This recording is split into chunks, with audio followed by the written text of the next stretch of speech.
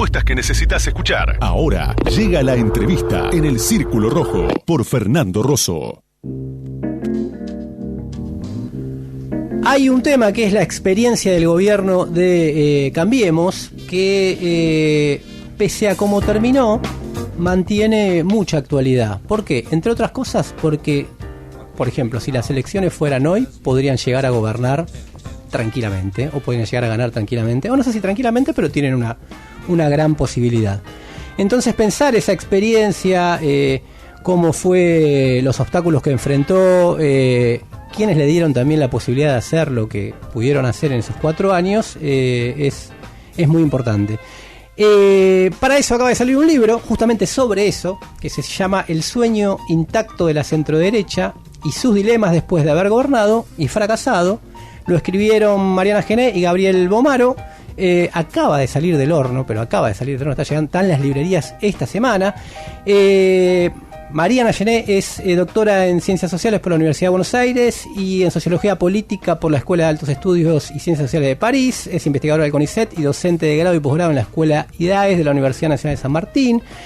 Su libro anterior, La Rosca Política, que también salió por Siglo XXI.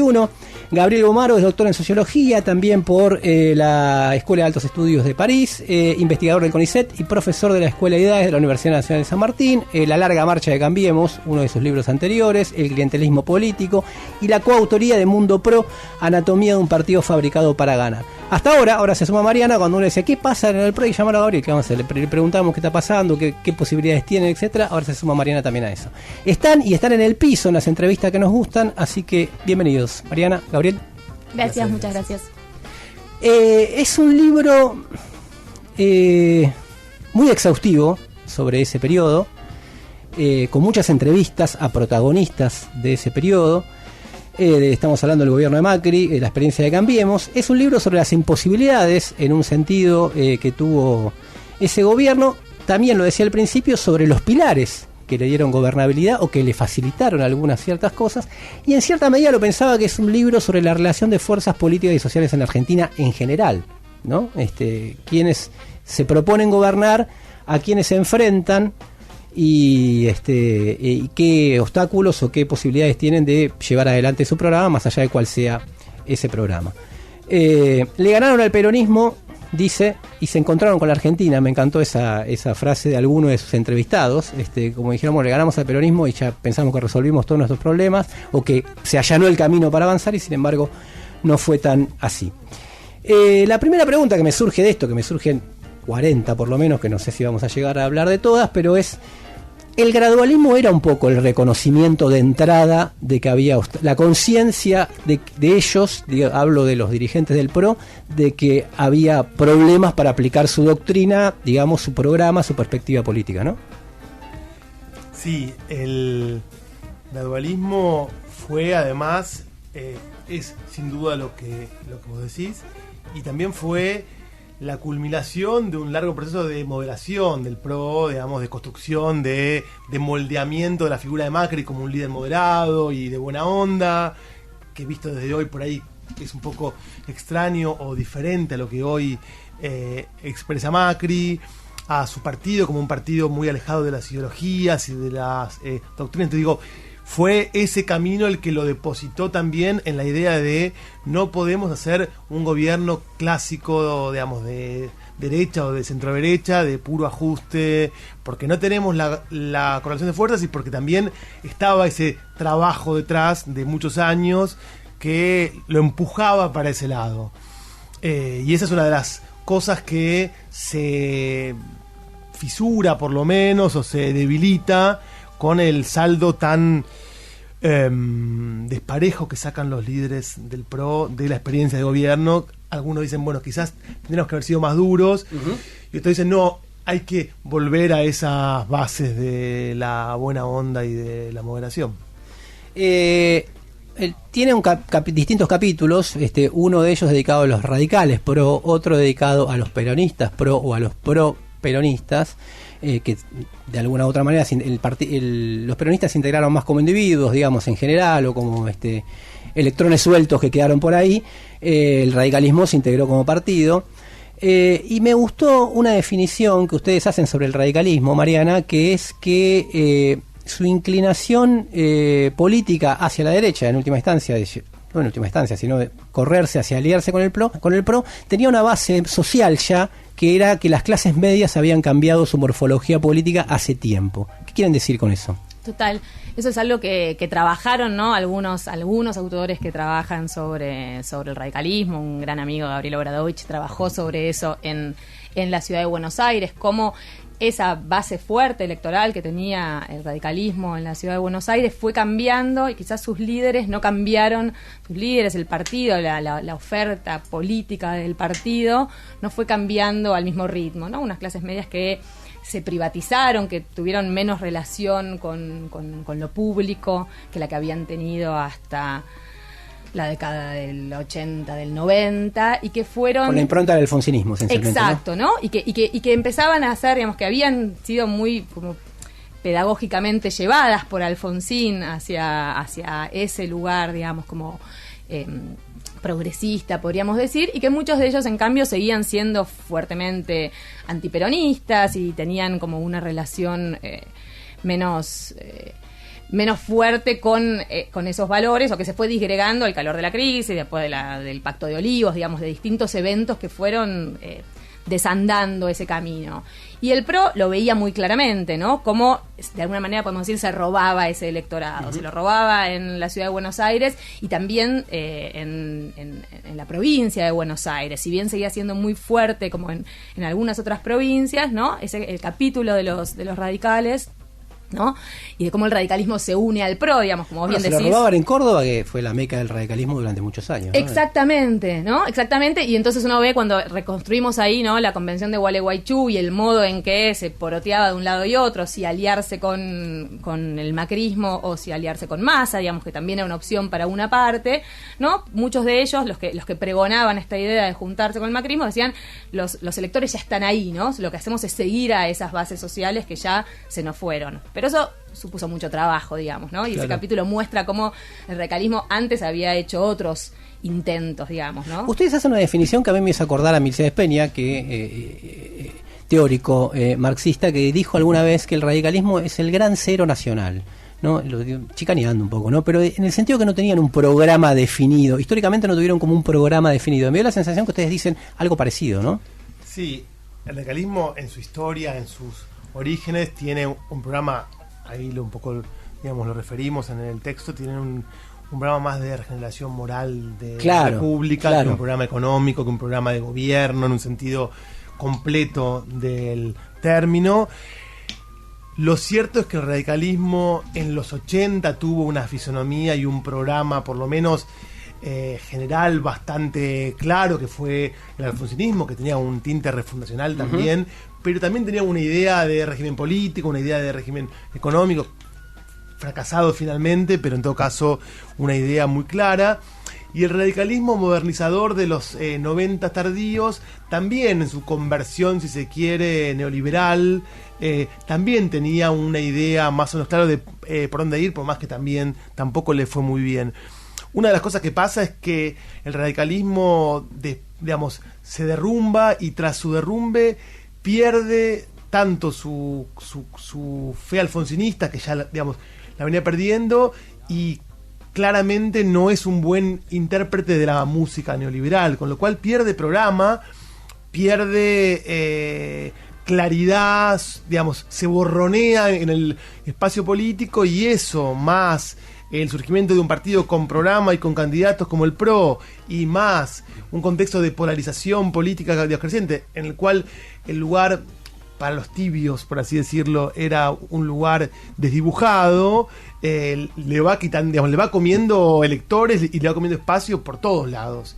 Y bueno, finalmente, cuando hablábamos con los líderes radicales, un poco por justificación y otro poco por Realpolitik, nos decían que finalmente era el camino cantado y era el camino que al que los iba llevando cómo se movían las piezas en la política argentina. Y algo más sobre esto es que también, incluso los más críticos, eso también fue interesante, los más críticos con los que hablamos, los más críticos radicales que piensan que la coalición fue mala, que el programa es malo, que quieren recuperar algo de la fuente histórica más progresista, dicen, y la verdad es que hicimos negocios finalmente, porque bueno, un partido moribundo logró, revitalizarse.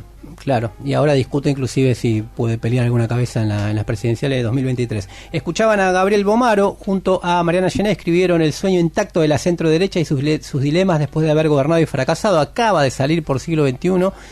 ¿La primera entrevista es? Es la primera. Qué honor, qué honor, el Círculo Rojo. Contentos, qué honor. Contentes de hacer la primera con vos.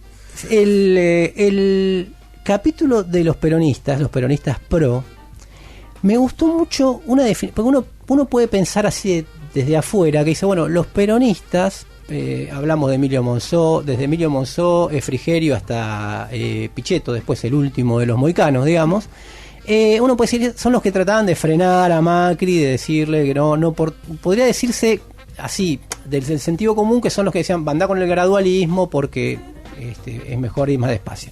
Sin embargo, lo que usted define, que a mí me parece muy importante, que le dicen, mira, ¿querés hacer shock?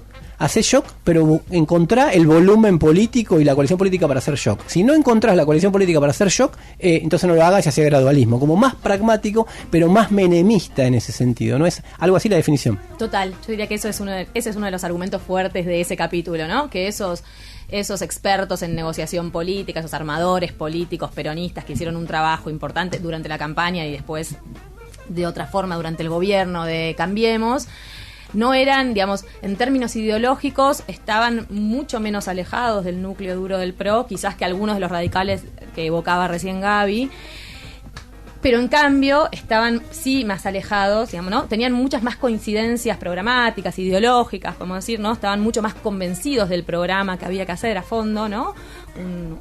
Una suerte de neomenemismo.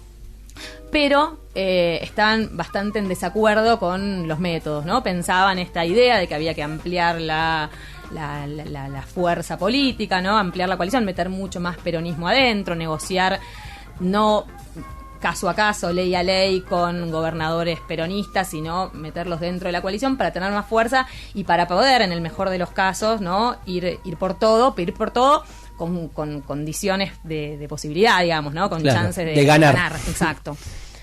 Claro. Que una es esa, y para decir otro de los argumentos, digamos, de ese capítulo, es que, digamos, que en gran medida, como el Macri y su círculo íntimo los entendieron como hacedores, digamos, como trabajadores, como mediadores de la idea que ellos tenían, digamos, ¿no? Bueno, les daban un trabajo y ese trabajo podían cumplirlo mejor o peor, podían reconocerlo mejor o peor, pero nunca lo sentaron a la mesa de la estrategia o la definición de los tiempos y el camino, y eso fue algo que fue, digamos, acumulando sinsabores y molestias para esos peronistas que querían tener un rol mucho más significativo en la definición del gobierno.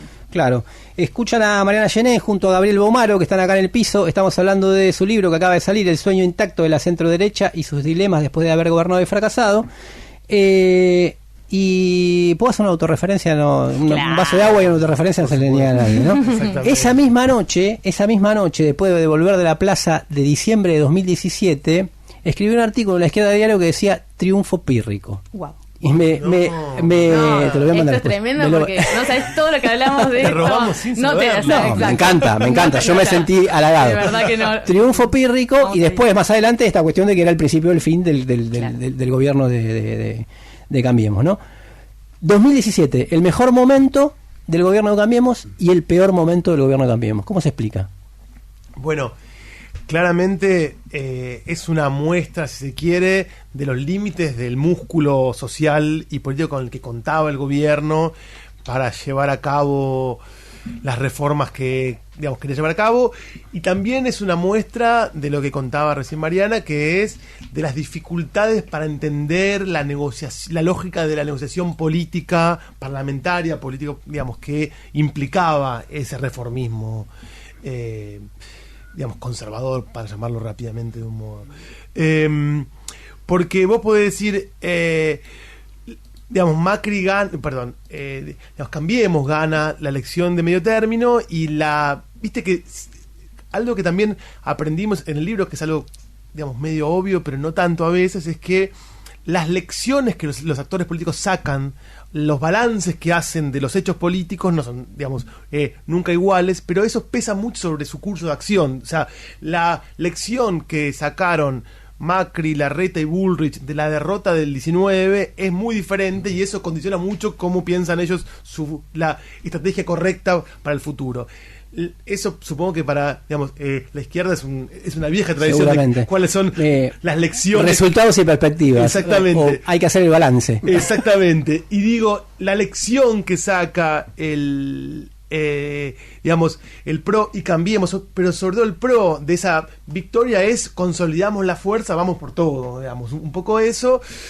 Y ahí es cuando por primera vez Macri se anima a decir reforma previsional, reforma impositiva, digo, tira como reformismo permanente, reforma laboral, tira los tres pilares del mantra reformista de entonces, que todavía hoy resuenan, y digamos, claramente cree que tiene el impulso político, cree que tiene la fuerza electoral y cree que tiene los actores abrochados, por así decirlo, como para llevarlo a cabo, pero no cuenta con dos cosas: no cuenta con el peso de la movilización social y los actores sociales movilizados, y creo que tiene una idea, ahí quizás consume su propio relato de que eso es una especie de pantalla de títeres del kirchnerismo o algo así, y no entiende la fuerza social que hay detrás de eso, y la densa y con mucho trascendente, digamos, en la historia y en el presente de lo que es el kirchnerismo como movimiento político, y no entiende también la conexión de esos movimientos con la política institucional. Entonces, digo,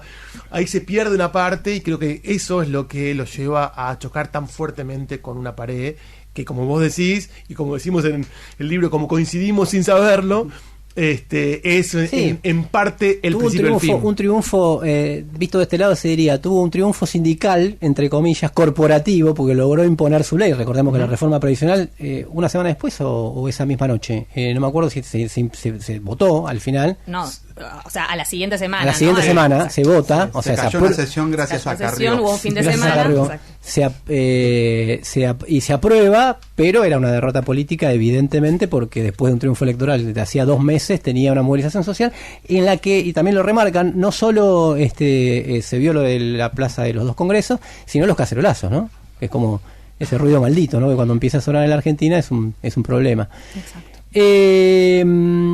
Pablo. Sí, en el capítulo sobre los empresarios, ahí toman una idea de Di Tella, que dice que por primera vez las élites económicas logran, dicen ustedes, conquistar una representación política competitiva, y al menos de la lectura así que uno hace, parece que las fallas están en la coordinación de actores económicos que tiene Cambiemos ya en el gobierno, y un débil reclutamiento de empresarios para el propio gobierno. Quizá la máxima conquista fue un grupo de WhatsApp hacia el final, que era Nuestra Voz, pero toman un anclaje anterior que históricamente dice hay una división entre una alianza defensiva, mercado internista, y una alianza exportadora. ¿En qué medida ese error de coordinación y de débil reclutamiento no está vinculado con esa estructura económica y con esa situación de la débil burguesía, una alianza exportadora internacionalizada, o en qué medida son errores propios, digamos?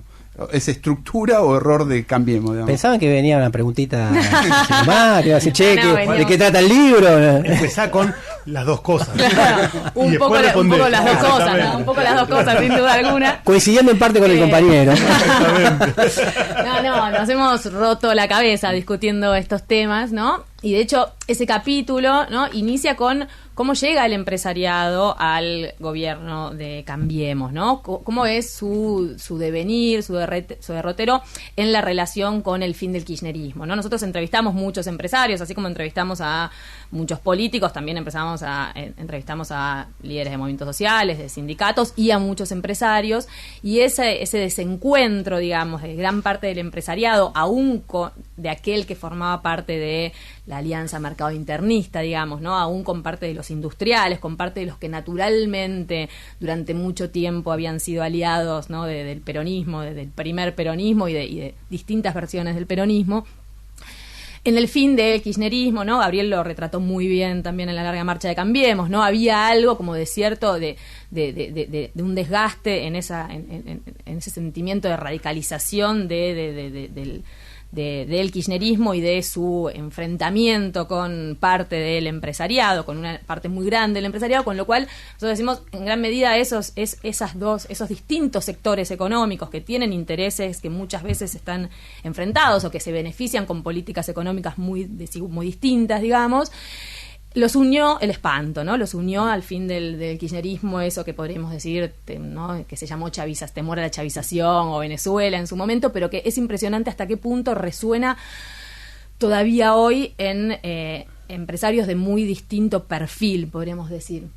Y podemos decir también que sin duda está, ¿no? como los errores las fallas de coordinación, la débil coordinación del empresariado argentino, a diferencia de lo que ocurre en otros países, en Chile, en Colombia, donde hay una tradición mucho más fuerte de articulación del empresariado con la política y con partidos específicos, con partidos empresarios incluso podríamos decir, pero también ahí ocurrió una suerte podríamos decir de simplificación de la lectura del macrismo, ¿no? De Cambiemos, pero del macrismo en particular, ¿no? De suponer, bueno, ahora que somos más amigables con ellos, ahora que es un gobierno que va a tratarlos de otra manera y que les da como algunas medidas que los benefician al inicio del gobierno, las cosas van a caer por su propio peso, van a ocurrir solas, ¿no? Y hay muchas de las metáforas que había en su momento, ¿no? La de lluvia de inversiones, la de, no sé, el segundo semestre, los brotes verdes, sí, y la demás. Inflación baja apenas yo subo al gobierno. Exacto, ¿no? Y ahí vemos, y digamos, al ver como los empresarios realmente existentes en Argentina, vemos que nada de eso es tan fácil, digamos, nada de esto es tan fácil porque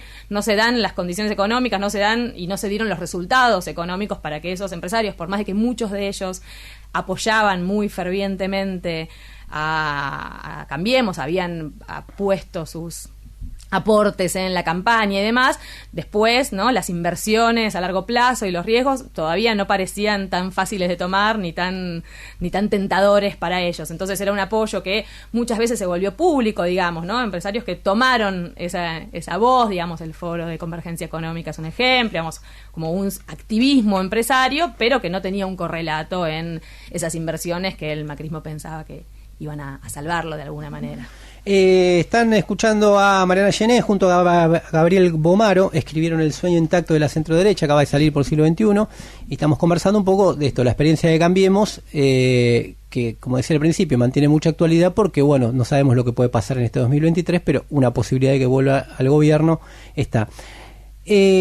Una gran parte de las divisiones de los llamados movimientos sociales, sobre todo los identificados con el kirchnerismo en su momento, de las discusiones que tienen hoy viene del balance de la relación con Cambiemos, ¿no? Si uno lo escucha de Elía, le queda claro de qué cosas acusa a otros. Si uno lo lee a Berbisky, rebautizó algunos movimientos sociales poniéndole el nombre de alguna ministra de Desarrollo Social de Cambiemos, el movimiento La Carolina, creo que por Carolina Stanley. ¿Cómo fue esa relación? Movimientos sociales, Cambiemos. Bueno, lo que está claro tanto con los movimientos como con los sindicatos es que, y hay que, yo creo que pensarlos a ese punto en paralelo, es los movimientos llegan con una gimnasia de relación con el Estado, llegan con una institución de su agenda y de sus demandas e intentan en un contexto que saben adverso maximizar sus beneficios, para, digamos, su base y llevar a cabo la mayor parte de logros y de conquistas respecto de las demandas que tienen, y eso implica en Argentina en general negociar con el gobierno de turno en la tradición, neocorporativa que tiene Argentina en ese punto, que tienen también los sindicatos. Hay quienes lo hacen de un modo más combativo, de un modo más dialoguista, quienes lo hacen de un modo más complaciente con el poder o menos complaciente con el poder, pero esa lógica creemos que los movimientos la aprendieron en todo su recorrido desde los tiernos 2000 hasta el 2015 de un modo bastante rápido y preciso, con lo cual llegan con esa agenda y intentan negociar. Hay una frase que nosotros citamos y que, digamos, siempre nos gustó mucho para pensar esto, que es, creo que era justamente Pérsico, digamos, que decía hay que regar la pradera para que no se incendie o algo así.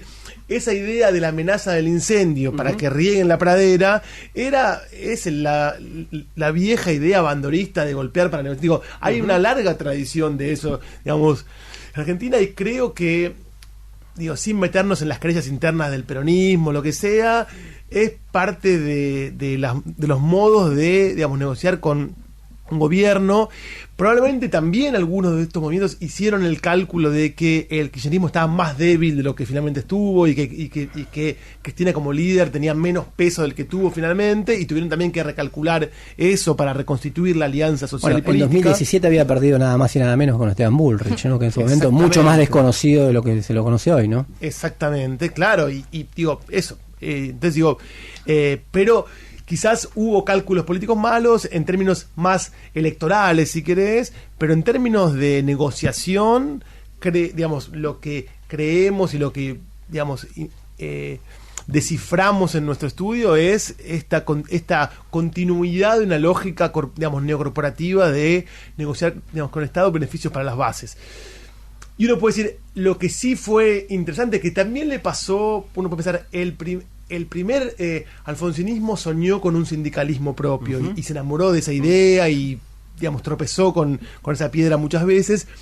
Hubo algunos dentro del gobierno de Cambiemos que también soñaron con movimientos propios, o por lo menos amigos, y que creyeron que esa negociación iba a llevarlos a tener una afinidad o por una espiritualidad común, o un pasado cristiano común, o porque simplemente se sentaban a la misma mesa y iban a poder formar parte de la misma coalición política. Claramente también ahí se equivocaron y fue un cálculo errado.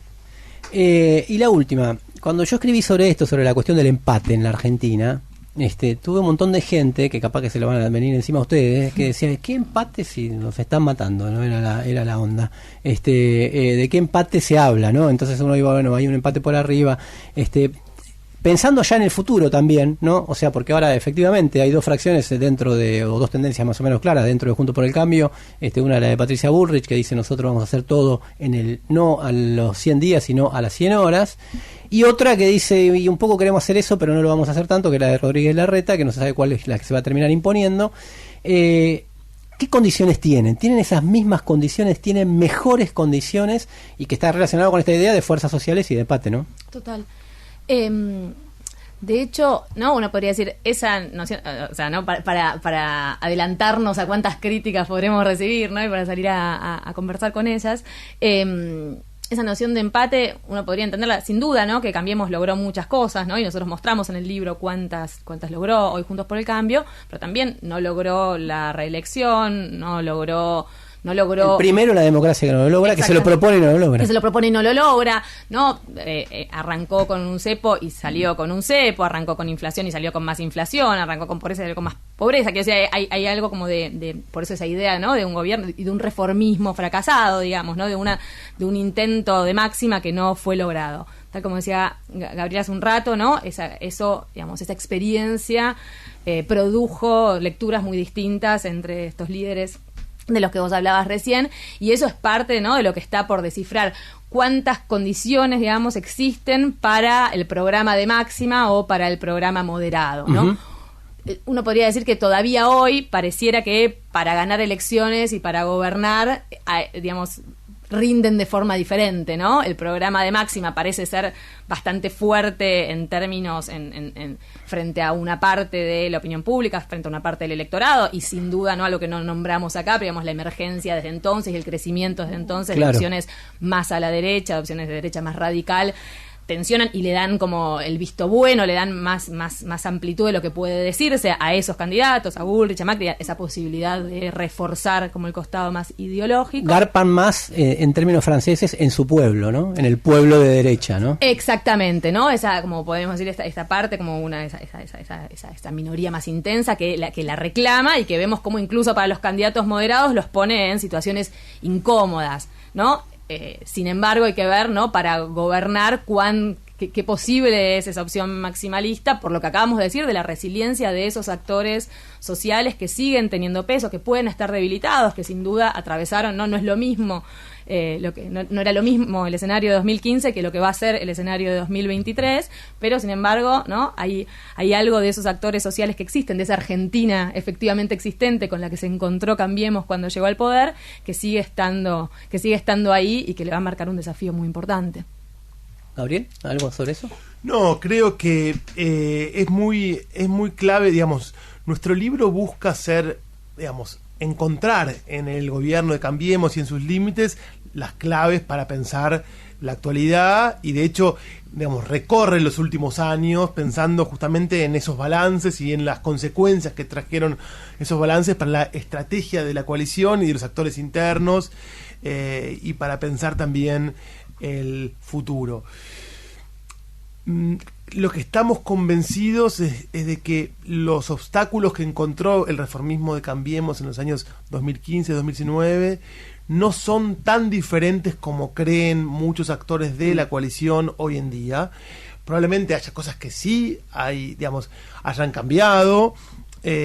Probablemente, como decía Mariana, el desgaste de un gobierno mediocre y de un apoyo a un gobierno mediocre que dio poco para la base social le pese a los sindicatos y a los movimientos a la hora de tener que prácticamente... En el medio estuvo la experiencia del Frente de Todos, la que no hablamos, porque el libro no habla de eso, ¿no? Pero también juega hacia el futuro, ¿no? Exactamente. Entonces eso seguramente tenga un peso en el futuro, pero hay cuestiones de larga, data, de estructurales, si se quiere, de cómo funciona la representación social y política, digamos, en Argentina, que no parecen haberse borrado y no parecen ser fácilmente borrables. Hay una idea que yo creo que pensamos mucho con Mariana de los proyectos, que tienen la ilusión refundacional, que es la idea justamente de se puede moldear la Argentina como si fuera plastilina, y probablemente es mucho más dura que la plastilina en nuestro país. Y Marcos Peña y Durán Barba hicieron una experiencia en ese sentido, ¿no?